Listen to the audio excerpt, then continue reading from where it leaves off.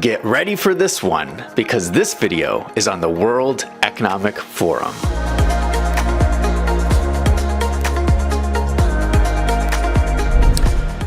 Last week, thousands of participants met for the World Economic Forum 2022 in Davos, Switzerland. This is an annual conference where the richest people in the world meet to discuss global initiatives. Since a lot of the global elite, like Bill Gates and George Soros, have become aligned with the Democrat Party in the US, this event has received a lot of criticism from right-wing conservatives. But it turns out that this party in Davos is attended equally by both Republicans and Democrats. Here is the list from the World Economic Forum website of US politicians who confirmed their attendance at the World Economic Forum. You can see it is both Republicans and Democrats. Right-wing conservatives are not the only people to criticize this conference. Bernie Sanders, who is very liberal, tweeted out, "The oligarchs in Davos party. The poor suffer. While 260 million people throughout the world will likely be pushed into extreme poverty this year, trying to survive on less than $2 a day, over 2,000 billionaires across the globe became $3.78 trillion richer during the pandemic." So what is going on at this event? Is everybody getting worked up over nothing? Well, I decided to do some snooping around for you, and I was shocked at what I found. A lot of the discussions the global elite are having are actually videotaped, and they're posted on the website for the World Economic Forum. So you can watch all of this for yourselves.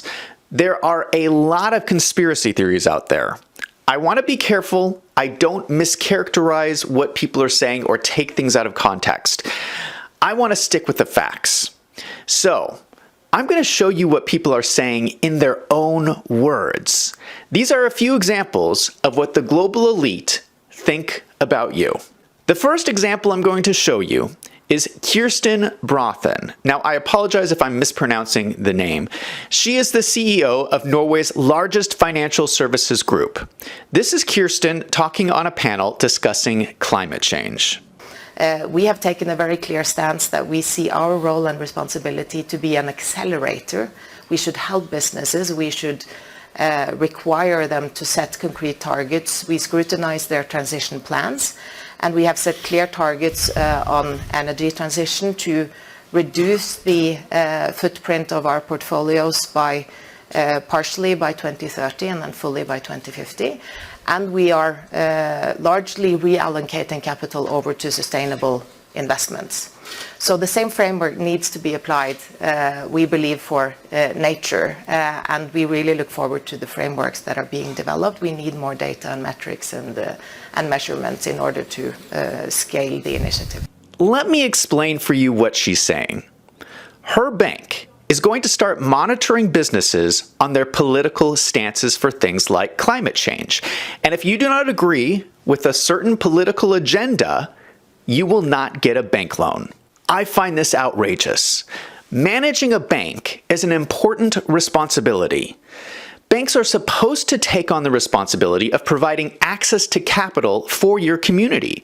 It's horrifying to hear that a bank will be cutting off access to capital markets because of people's political beliefs. And before you think, oh, that's just Norway, this is already happening in the US. One recent story we have all heard about is that Elon Musk, the owner of Tesla and SpaceX, recently put out a public bid to purchase Twitter. The leftist movement in America has been outraged because they are afraid that Elon Musk will allow more free speech on Twitter. For instance, Elon Musk might lift the social media ban on former President Trump. As soon as Elon announced his purchase of Twitter, Tesla stock was dropped from the S&P 500 ESG index. In case you don't know, S&P is a ratings agency. They put out a list called the ESG index, and ESG stands for Environmental, Social, and Governance Indexes. This is a list of companies they deem to be socially responsible. Now, just to be clear, the oil company ExxonMobil is still included on the ESG index. And it seems a little ridiculous that an oil company is considered environmentally responsible, but an electric car company, Tesla, is not. It seems pretty clear that Elon was removed because S&P did not like his politics. Before I get distracted, let's move on to the next example from the World Economic Forum. The next person is Julie Grant. She is Australia's e-safety commissioner. I'm not entirely sure how Australia's government works, but it seems like she is a police force for speech on the internet for Australia. She describes her work as primarily removing things off the internet like illegal, explicit imagery or violent threats. But it seems from what she's saying that she's trying to increase her own power. This is what she says. Yeah, I mean, I guess I'd just say we are finding ourselves in a place where we have increasing polarization everywhere, and everything feels binary when it doesn't need to be. So I think we're going to have to think about a recalibration of a whole range of human rights that are playing out online, you know, from freedom of speech to the freedom to, you know, to be free from online violence, or the right of data protection to the right to child dignity. We need to recalibrate free speech? I don't know about you, but I don't need my speech recalibrated. This is especially concerning after all the brutal lockdowns that we have all watched in Australia during the pandemic. The next example is J. Michael Evans. He is president of the Alibaba Group, which is essentially the Amazon of China.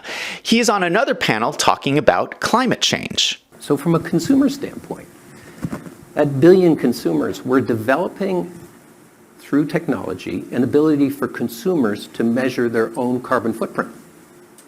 What does that mean? That's where are they traveling? How are they traveling? What are they eating? What are they consuming on the platform? So individual carbon footprint tracker.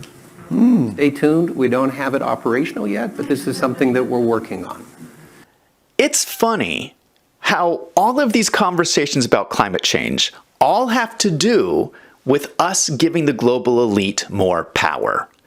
Out of all the things that we could do to save the planet, isn't it funny that the option they want is the one that takes away your privacy? Of course, what he is proposing is instituting the brutal government controls that China has been using on its own people during the pandemic to monitor and lock down anyone who steps out of line. So these are three examples that show what the global elites at this conference want. They want to control your money, control your speech, control your privacy. Are these people crazy? I want to know how these people got their money, because it doesn't seem like they know anything about business. There are so many business studies that show people are more productive when they are free and happy. A study out of Oxford in 2019 showed that happy workers are 15% more productive. A dissertation from Miami University showed that excessive monitoring makes employees less productive. That's why micromanaging people does not work. There's study after study after study that confirms these findings, and it's something we all inherently understand. If you are free and happy at work, you're going to work harder. If you're treated like a prisoner, you're going to do the bare minimum. Further evidence of this is something we see happening in China right now. The Guardian reported last week that there is a phrase that has been trending lately among Chinese youth. Bai Lan. This translates to, let it rot. Chinese young people are fed up with government corruption, lack of freedom, lack of opportunity, and a crumbling economy. And they're giving up. They're saying, Bai Lan, let it rot. If you act like China and crack down on your citizens, they're going to give up. And the countries that do not act like China and allow their citizens to be free are going to outperform. Something I always talk about is that history has taught us the free flow of capital markets creates the greatest economic prosperity for everyone. So why are the global elite in Davos saying the opposite of this? Why are they preaching for control of your money, control of your speech, and excessive monitoring? Maybe it's because that recently, the easiest way to get rich is to lock everyone down and steal everyone's money. There was a recent report released by Oxfam on income inequality. Oxfam is a global nonprofit that deals with issues like poverty, hunger, and human rights. Now, you need to be careful with their reports because they have their own agenda too. But this report has some interesting statistics. They find, because of COVID-19, the wealth of the 10 richest men in the world has doubled, while incomes of 99% of humanity are worse off. So the pandemic was really, really good for the super rich. Their wealth doubled. At the same time, the rest of us are struggling. Let me show you something that confirms all of this. Forbes publishes a list of billionaires. You can go to their website, and if you look at the net worth of any billionaire on the list in the healthcare industry, their wealth skyrockets over the last 2 years. The people in healthcare became incredibly rich from the pandemic. What happened to all of us being in this together? Because it certainly seems like the rich people are in it for themselves. I hope that people start seeing the World Economic Forum for what it is: a group of rich, global corporations lobbying for their own interests. And I hope that people stop paying attention to what they have to say, and instead vote for leaders that will look out for US interests, not the global agenda.